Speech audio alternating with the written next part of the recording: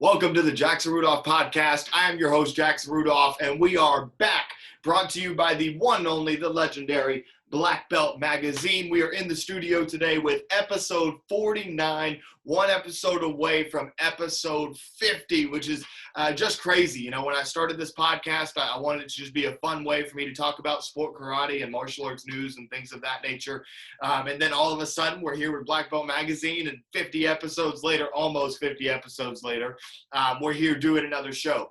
So I hope that everybody had a happy holiday season, a happy new year, restful break, Merry Christmas, all of that. I hope that everybody is ready to tackle 2021. I know that our society is still going through a number of different challenges, but trust me, we are closer to the end of that than we are to the beginning.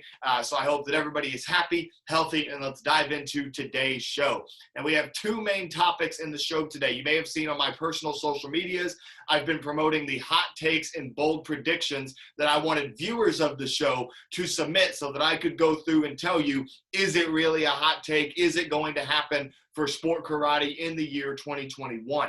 So that's going to be the second thing that we do in the show today. The first thing that we're going to be doing on the show today is going through some crazy statistics, some crazy sport karate statistics that I discovered while documenting the entire Black Belt Magazine Hall of Fame, or at least from 1968 when it started all the way up until 1990. Now, if you're interested in seeing the complete Black Belt Magazine Hall of Fame up to 1990, you can head on over to blackbeltmag.com. You're going to click on the drop-down menu in that top left corner of your screen. You're going to scroll down to Hall of Fame, hit that little down arrow, and then click Member Profiles. So go to blackbeltmag.com, hit the menu, Hall of Fame, Member Profiles, and you'll be able to scroll through every single inductee of the legendary Black Belt Magazine Hall of Fame from 1968 all the way up to 1990. Now, we're still doing some maintenance on the site to make it a little bit more user-friendly. We're going to be adding in some buttons that allow you to kind of sort by decade and things of that nature. We're also going to be updating in the future to include 1991 all the way through the 2020 inductees, which are announced in the new issue of Black Belt Magazine that just came out yesterday. So if you didn't get the new issue of Black Belt Magazine, make sure you check that out. Go ahead and get your subscription. Right now, there's a pretty big discount going on the Black Belt Magazine subscription for 1 year and for the 2-year subscription. So make sure that you guys are checking that out.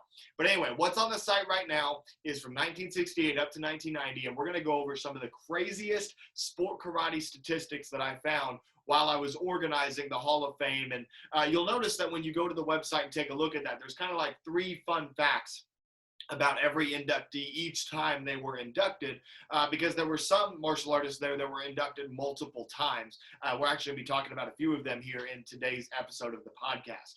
But it is a sport karate show. I mean, there were some crazy accomplishments that were outside of the sport karate world, some crazy judo records and things of that nature. Obviously, Bruce Lee and MMA fighters and things that, well, the forefathers that would become, you know, the modern day MMA fighters and things of that nature. We're talking back in the 70s and 80s and so on and so forth. But anyway, so these statistics are based only on sport karate athletes and the statistics or the achievements that they accumulated. So we're going to go in chronological order here. The first is Mike Stone, the 1971 Karate Player of the Year. He was the inaugural grand champion at Ed Parker's famous International Karate Championships. So for those of you that don't know, the father of American Kempo, Ed Parker, used to host a legendary tournament. He actually promoted several tournaments, and one of them was the International Karate Championships, where Mike Stone was the first ever grand championship winner. That's not the crazy stat. The crazy stat about Mike Stone is that he once recorded 91 consecutive point fighting wins. Think about that. Think about in today's sport, if someone were able to accumulate 91 consecutive wins. I mean, that is absolutely insane.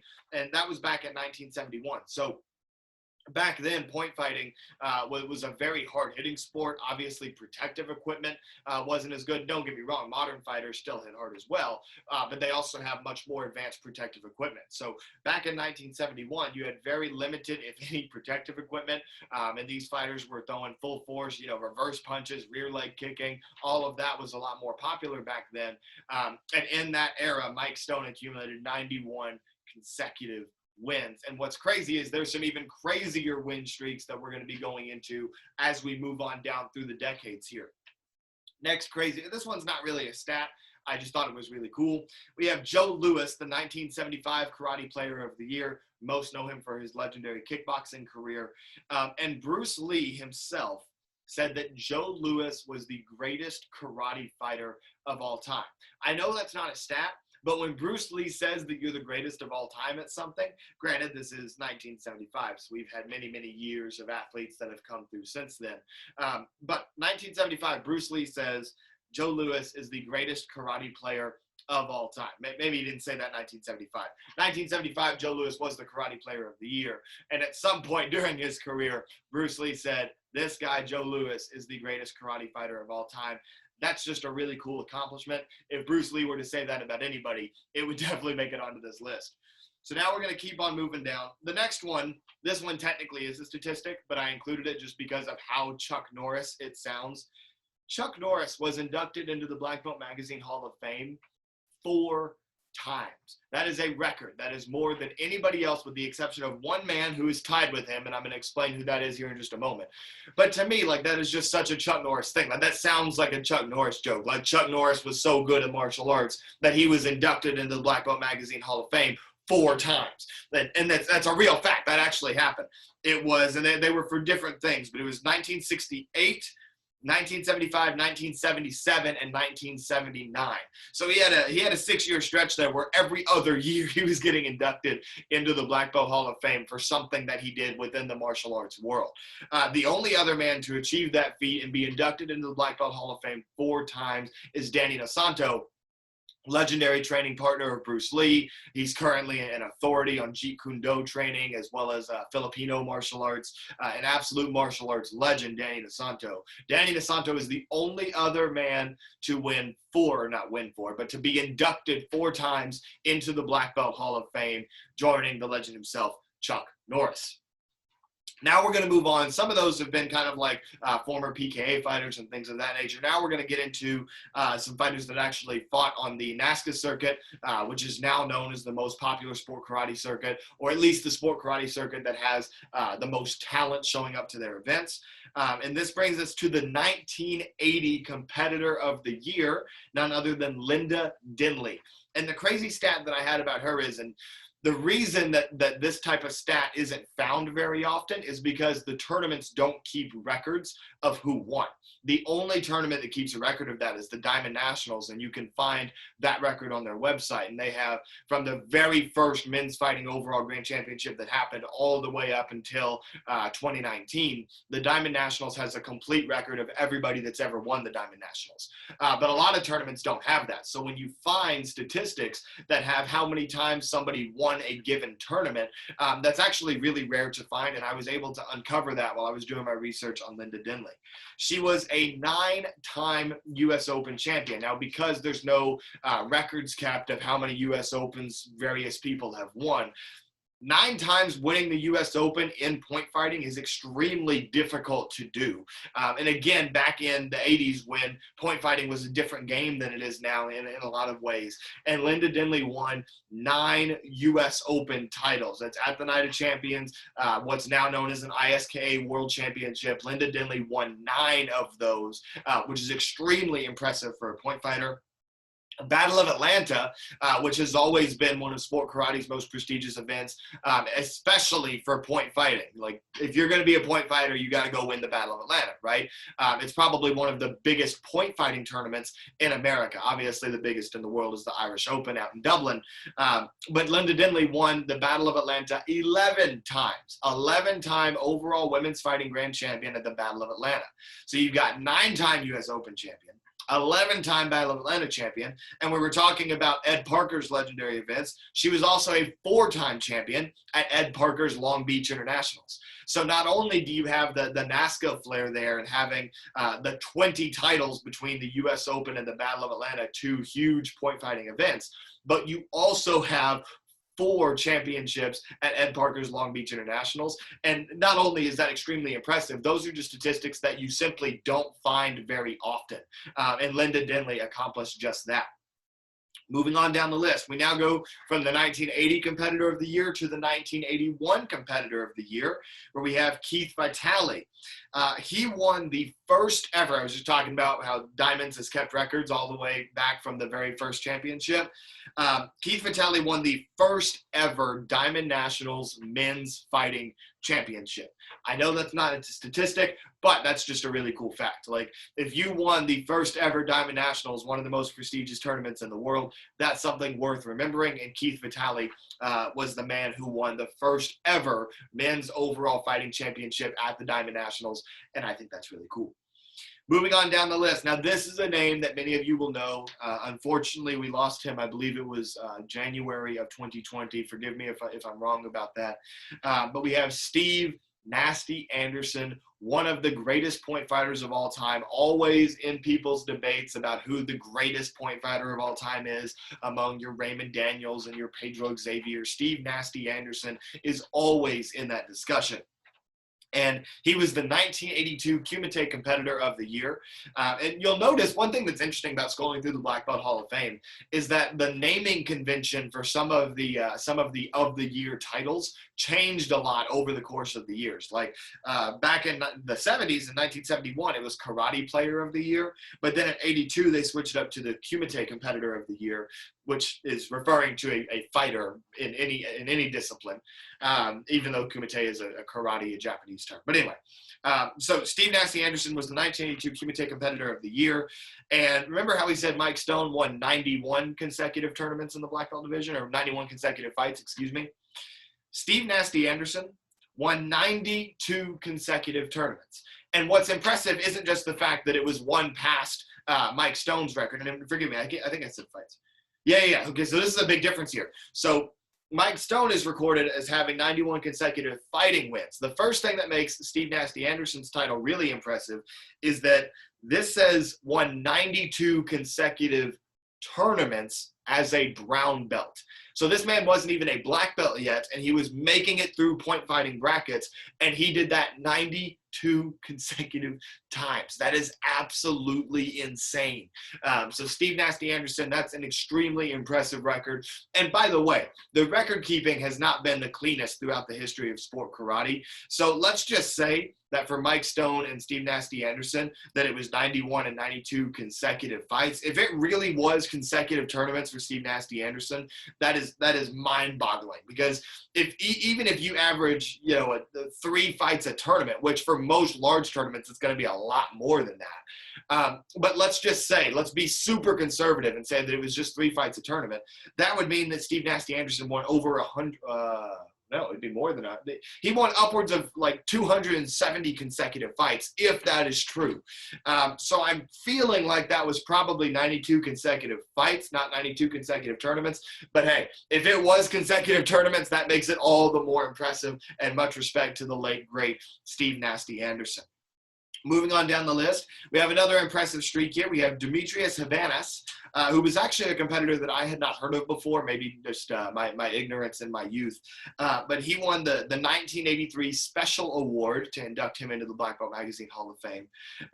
I believe, don't quote me on this, but that may have been the year that he suffered an untimely death, which is why he's receiving this kind of posthumous special award. Forgive me if I'm wrong about that. You'll have to do a little bit of extra deep diving.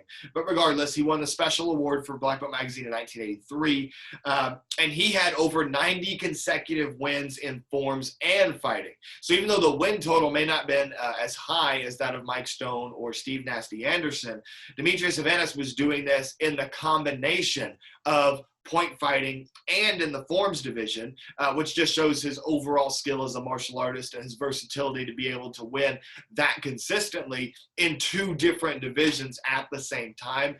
That's incredibly impressive. So we have 90 consecutive wins in point fighting and forms combined for Demetrius Havanas. Now we go on down to another familiar name for a lot of point fighting fans. We have Arlene Lemus, the 1984 Competitor of the Year. Most sport karate fans will know her as a two-time Diamond Nationals Diamond Ring winner in the women's fighting division. But what many sport karate fans may not know is that she was an Olympic Taekwondo fighter. But what even more sport karate fans may not know is that she was actually the first American to win a Taekwondo gold medal in the 1988 Seoul Olympic Games. I believe there were other Americans that also won gold medals, but the first American to win the gold medal in Taekwondo at the Seoul Olympics was Arlene Lemus, which I think is a really cool little fact there. We've got two more stats coming for you guys. The next, again, this one isn't really a stat. It's more just a cool fact, but the one after that is a stat, I promise you. Ronald McNair. Now, a lot of people may know Ronald McNair because he was an astronaut and he was a physicist for NASA who was part of the tragic Challenger mission where they suffered the terrible explosion and all those lives were lost. And so he was the honorary award recipient in 1986. But what many people may not know about Ronald McNair, you may be wondering, well, why am I talking about an astronaut in a sport karate show? He won the gold medal for the Amateur Athletic Union in 1976 in karate. I believe that's a fighting title. It doesn't seem like that's a kata title. That seems to be a fighting title in karate. But the 1976 AAU Amateur Athletic Union gold medalist was Ronald McNair, who would go on to become an astronaut for NASA and then tragically lose his life in the Challenger disaster. So that blew me away when I saw that. I mean, that was so humbling to know that somebody with a martial arts background was reaching that level in a different field and then dedicating their life to something and then ever so unfortunately losing their life in that way. It's tragic. It's very sad. But it is very cool to know that he was a martial artist, and he was a very good martial artist, the 1976 Amateur Athletic Union Karate Gold Medalist. And now the last one. You guys know that I'm going to like this one because it is the father of modern Bo, the head of my lineage of Bo staff training. So for those of you that know me as a competitor, you know that I compete with Bo staff. And I was trained by Lauren Carney, who was trained by Casey Marks, who was trained by the one and only Mike Bernardo. Many of you may know Mike Bernardo as the man that played Turbo in the WMAC Master Series. He was also, I think he had two movies. I believe it was Shoot Fighter was the name of those movies that he'd starred in. So any of you that aren't familiar with sport karate may know him from there. If you are familiar with sport karate, you definitely know him from his legendary sport karate career, particularly in the weapons division.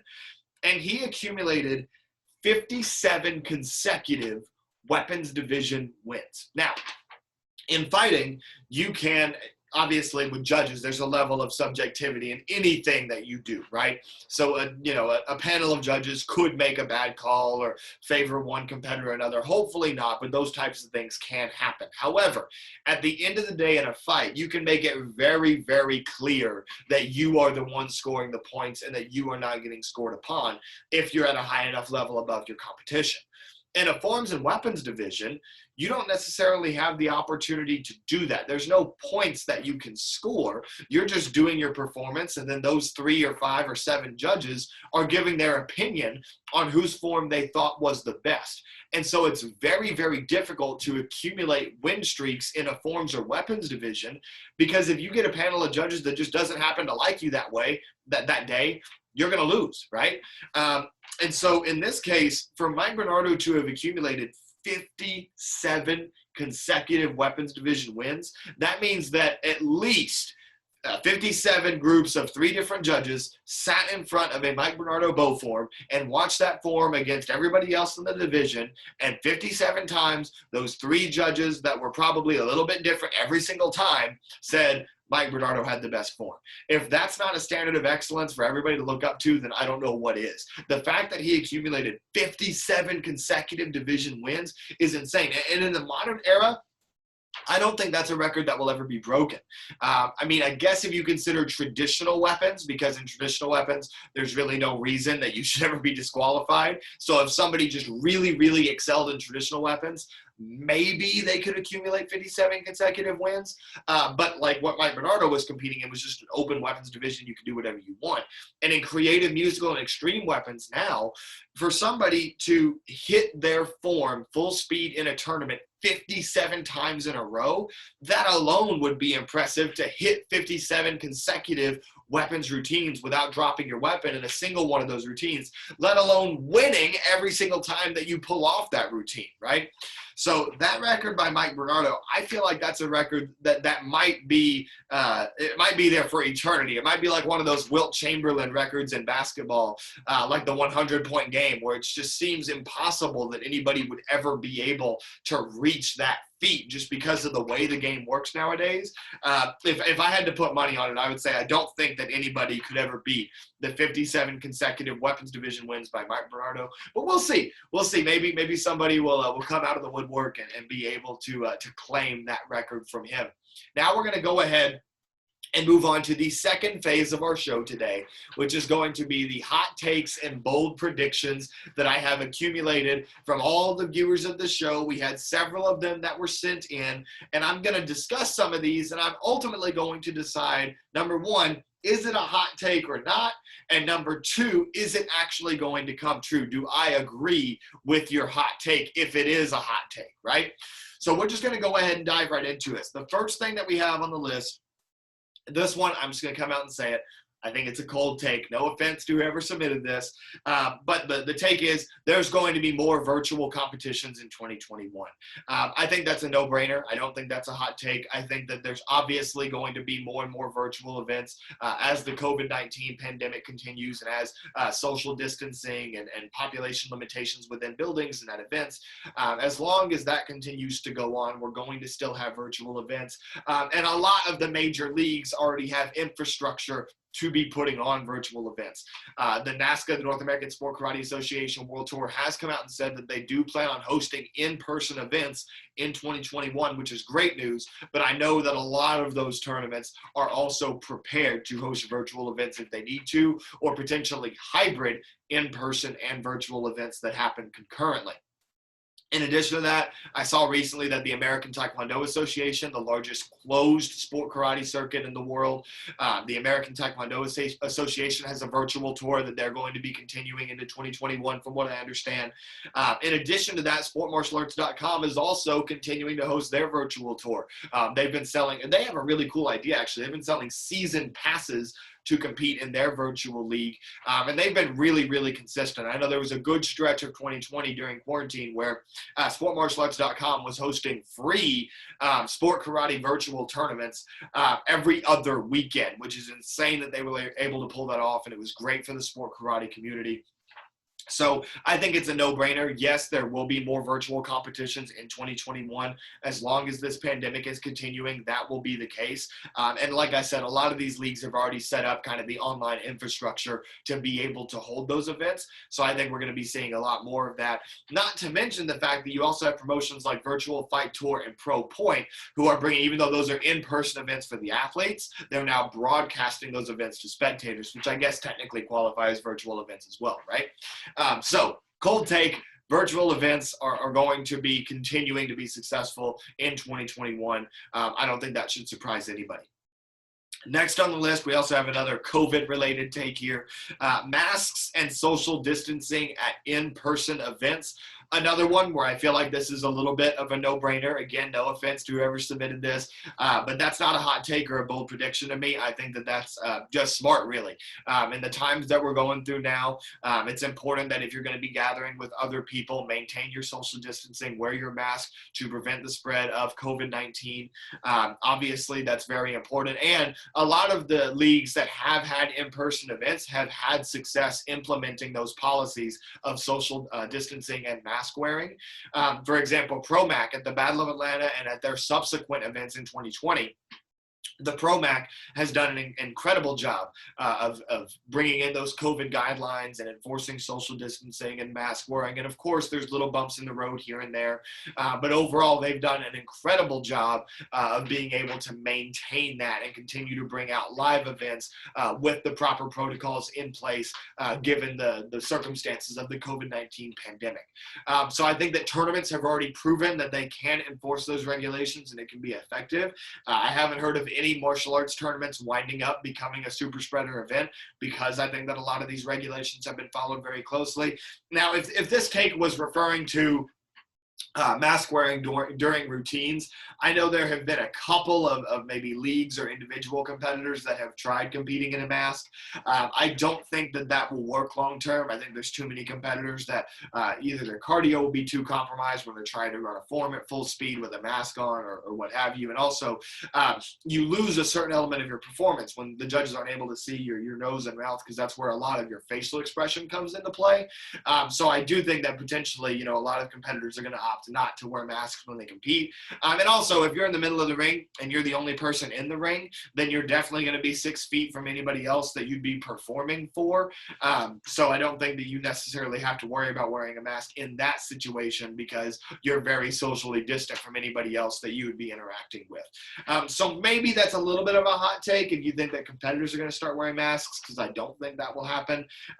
But I do think it's a cold take to say that social distancing and mask wearing guidelines will be enforced in sport karate tournaments, at least until this pandemic is over, and maybe even a little bit after that, just out of fear and extra precaution to make sure that that everything is completely handled before we go back to what we know as normal. Now we're going to get out of the, this one's like half COVID related, but now we dive into some actual sport karate talk here, where the hot take is the top competitors will be dethroned by those making big strides in quarantine. I think this is a hot take. Anytime that you say that the top competitors are going to be dethroned, that's going to be a hot take, right? However, I do think there is an element of a cold take in here, in that obviously anybody that's been working really, really hard during the pandemic, while we haven't been able to do as many in-person events, anybody that's been putting the work in is going to come out and have a big season when we do have regular events back in person. So that's a no-brainer. If you've been working really, really hard, you've had almost a year at this point to be able to just train and not worry about going to a live tournament potentially. I think that absolutely sets some people up that have been putting in that work to have an excellent 2021 season when these tournaments do come back.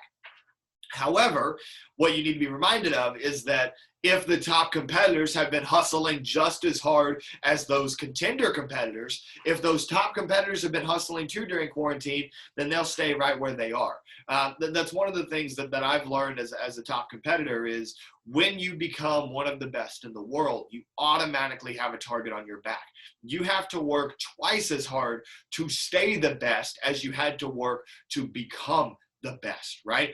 And I think that anybody that's a top competitor is going to recognize that, and they're going to have been working very hard throughout the course of this pandemic to ensure that when they do step back on the mat, that they are still on top. Will there be some that didn't do that? Will there be some that have taken a step back? Absolutely. Will there be some contenders that have taken a big step forward with the training they've done during this time, the virtual competitions that they've competed in?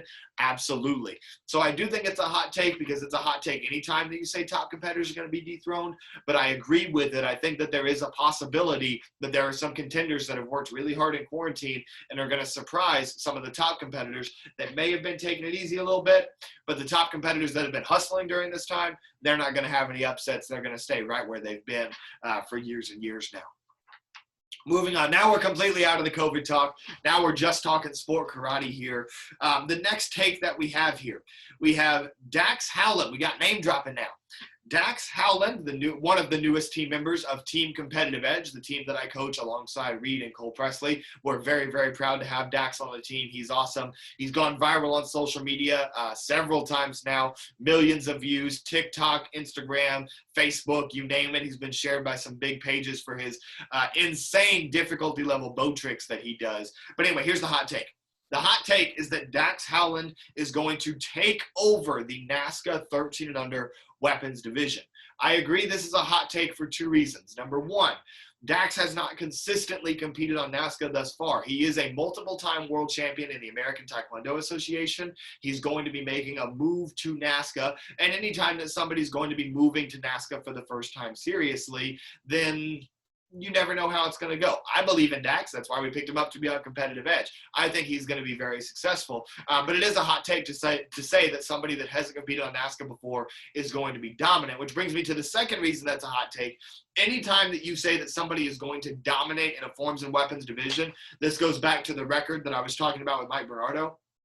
Anytime you predict that somebody is going to be dominant in a division, that's going to be a bold prediction because it's very, very hard to be dominant for a long time in this sport where you do have subjective judges making a decision about who the best of that particular division was. So to truly be dominant, I see dominance as winning more than 60 or 70% of the overall grand championships available. That's an incredibly difficult feat to accomplish. So I think that anytime you predict that somebody's going to do that, that is a hot take. And I think that particularly in the 13 and under division, that is a very deep division with a lot of talent in it. So I think it's unfair to say at this point that any one competitor, regardless of Dax or whoever it is, I think it's unfair to say this competitor is going to dominate that division because there are so many good competitors in that division.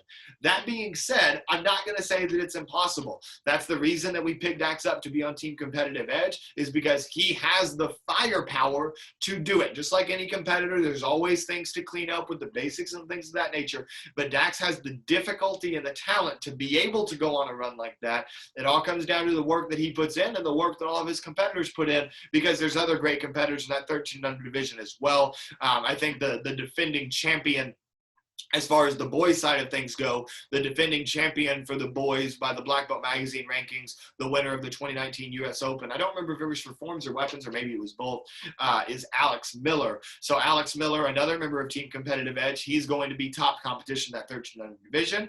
And I think that it'll be a great challenge as new faces continue to rotate into the NASCA circuit, especially in that 13 under division where these guys are kids. They're going to be developing very, very quickly, and I'm very excited to see how all of it goes.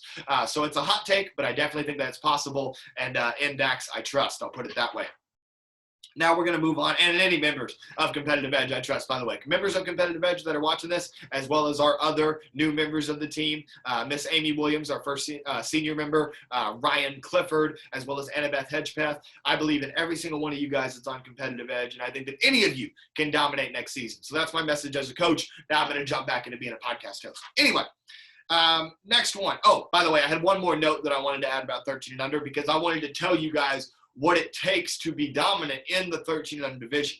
If you look over the past 2 decades, and the 13 and under dominant phases kind of go in 3-year phases, because typically, you know, somebody's got to be around 11 years old to really start competing with the 12, 13-year-olds. It's rare that you see a 9-year-old able to compete with the 12 and 13-year-olds. There are some very talented 8, 9, 10-year-olds right now, when we talk about Jaden Tavares, Michael Molina, and among others. But it's rare that you see a competitor truly be able to beat the 12-13 division consistently.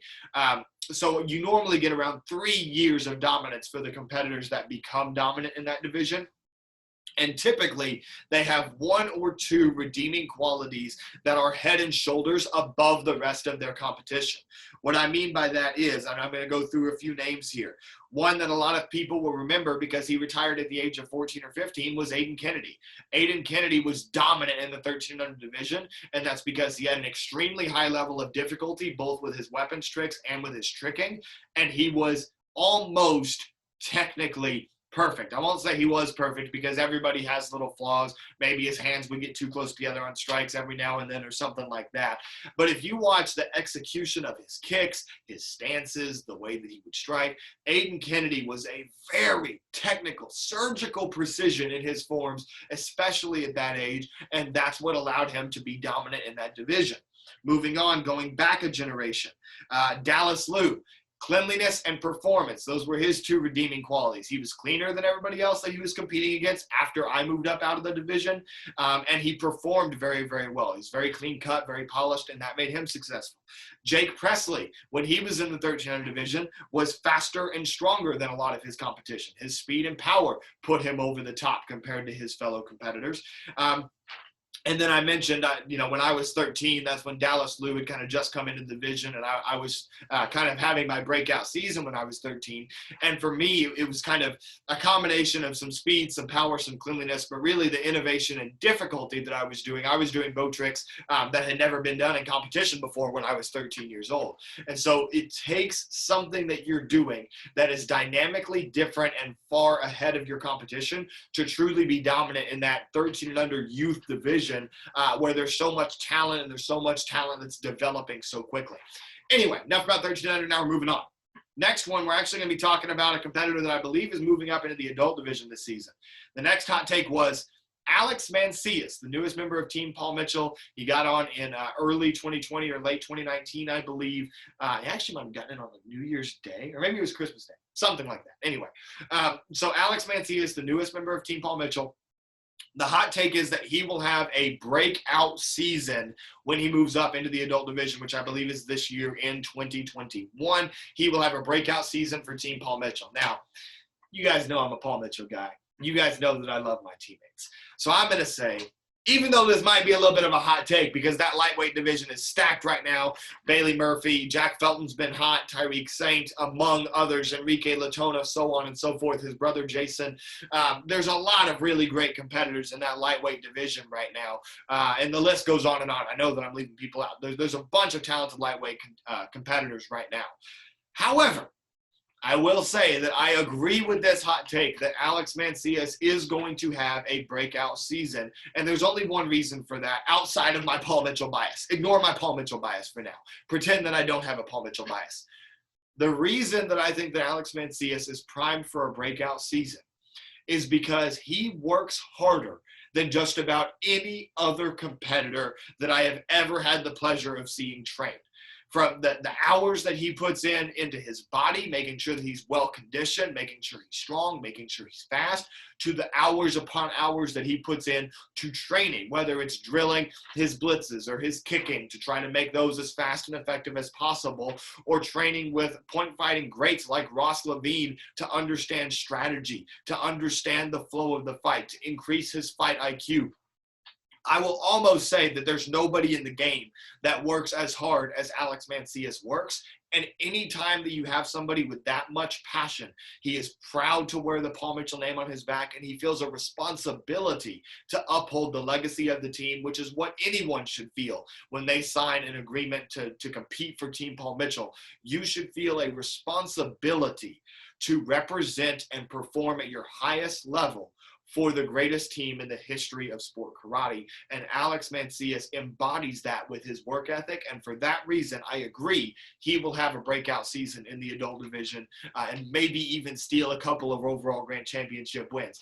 That's my hot take too. Somebody else gave me that hot take, and I'm going to say that's my hot take too. Alex Mancias is coming at the adult division when he makes it up there. Moving on. Now we go to next hot take. This is an interesting one. This hot take is the adult division will see a change of top competitors in traditional. Now, I believe that this take is referencing the adult men's division because I think the adult women's division is pretty solid with who's going to be the dominant, successful traditional competitors going into 2021. I'm a little biased, but my fiance, Gabrielle Dunn, she is set up to have a very promising 2021 in the Japanese and in the Korean division. You also have other great contenders there.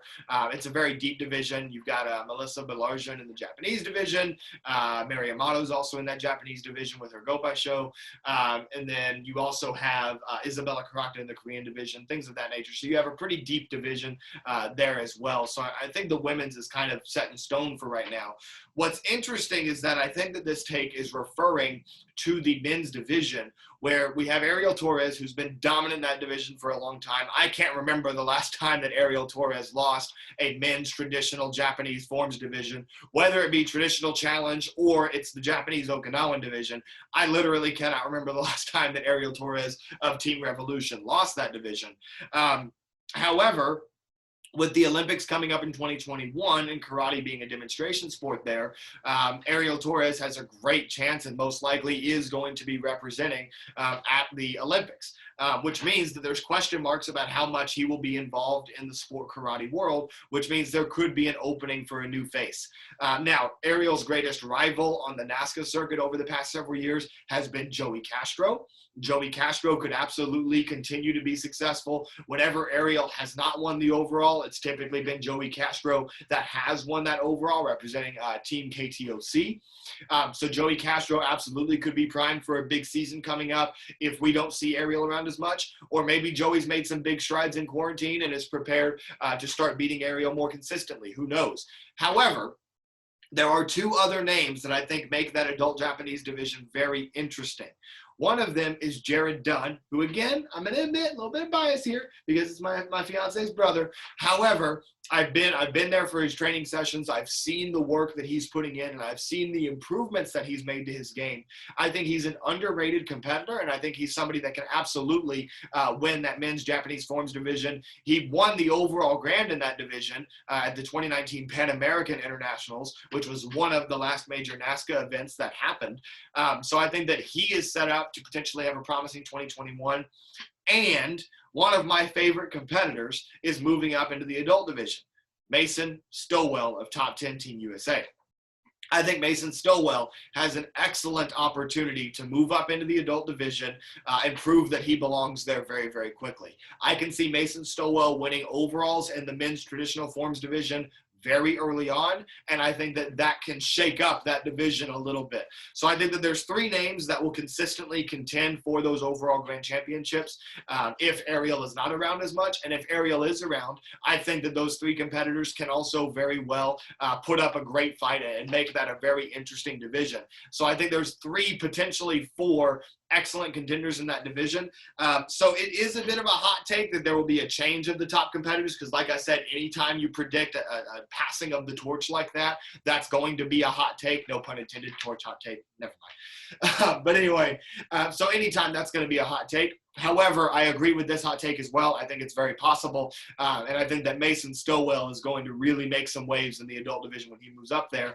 Which, by the way, if we're talking about Ariel going to the Olympics, we should also be talking about Mason Stowell going to the Olympics because those are his aspirations as well. I know that he is ranked within the WKF in their Olympic rankings. I know that he is highly ranked in the United States Olympic rankings. So that's certainly a possibility for Mason Stowell as well. And I wish all of those competitors all the best. Moving on, we've got two more. Now, you guys gave me the Alex Mancias take, but now you're just going to be really direct about Paul Mitchell and wanting me to talk about Paul Mitchell. Next hot take: there will be new Team Paul Mitchell pickups in the year 2021. The number one thing that I'm going to say about this is I'm not going to tell you guys anything.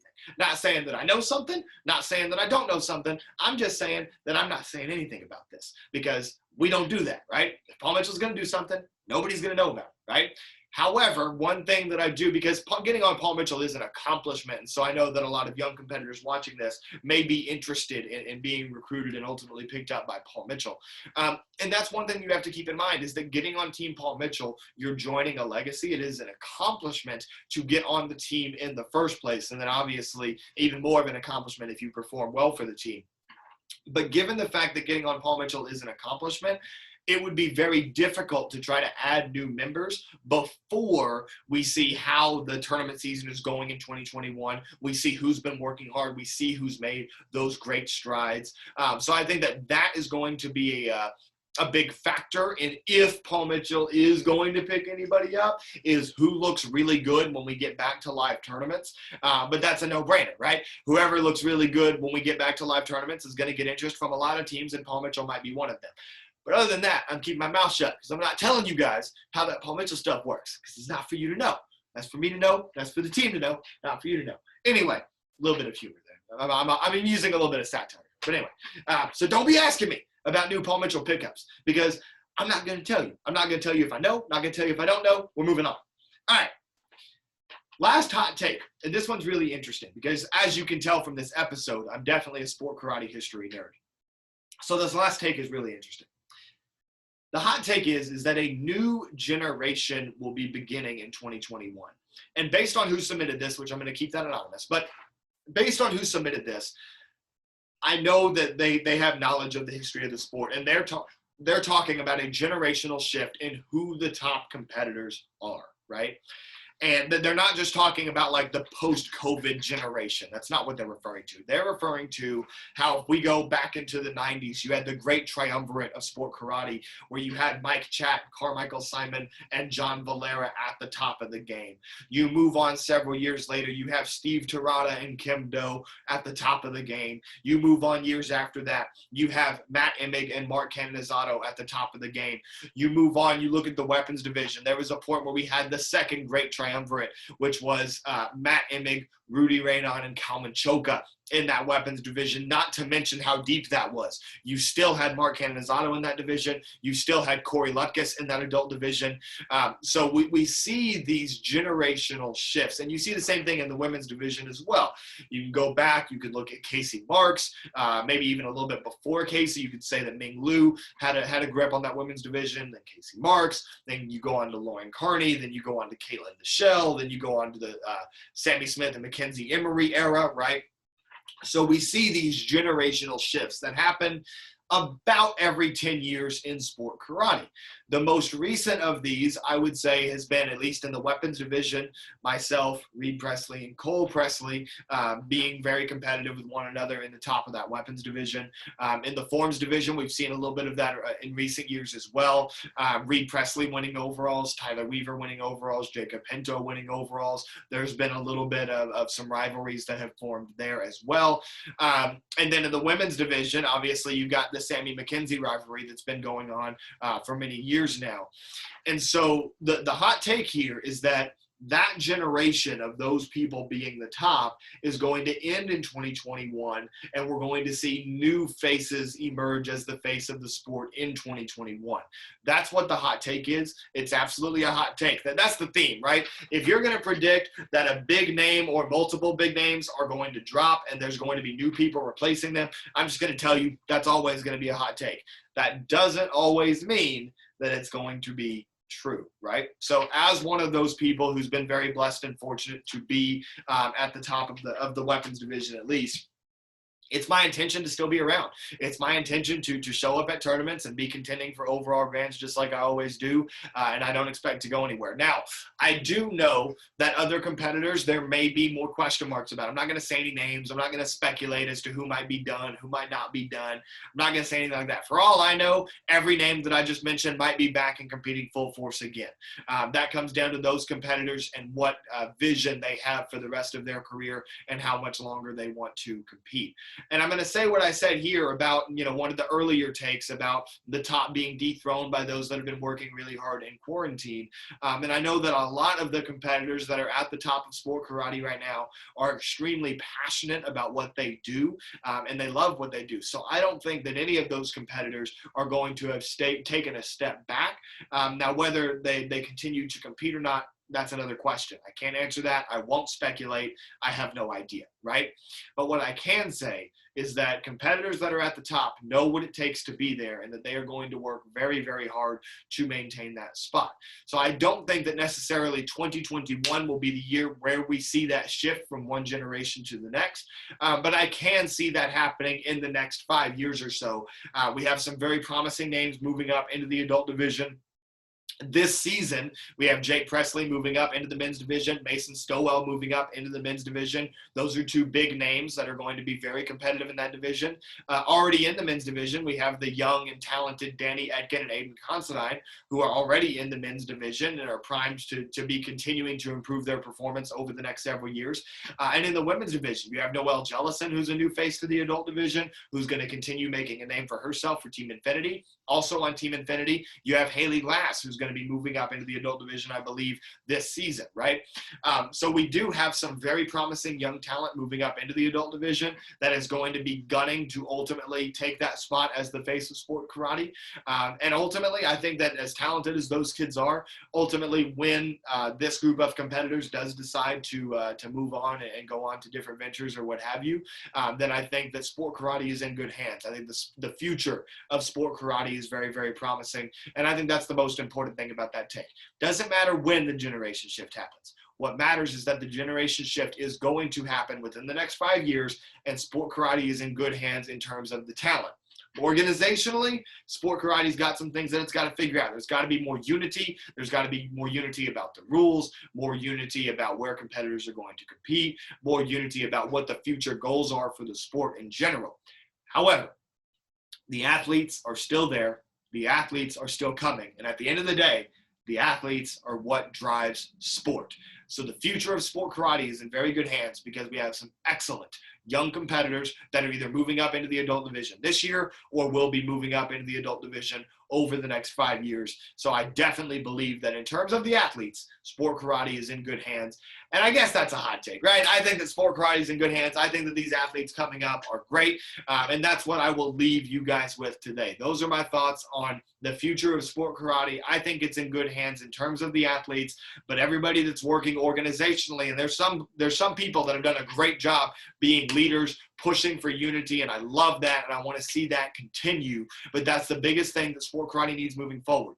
We need unity. We need everybody working together to make this sport as big as these great athletes that I'm talking about today.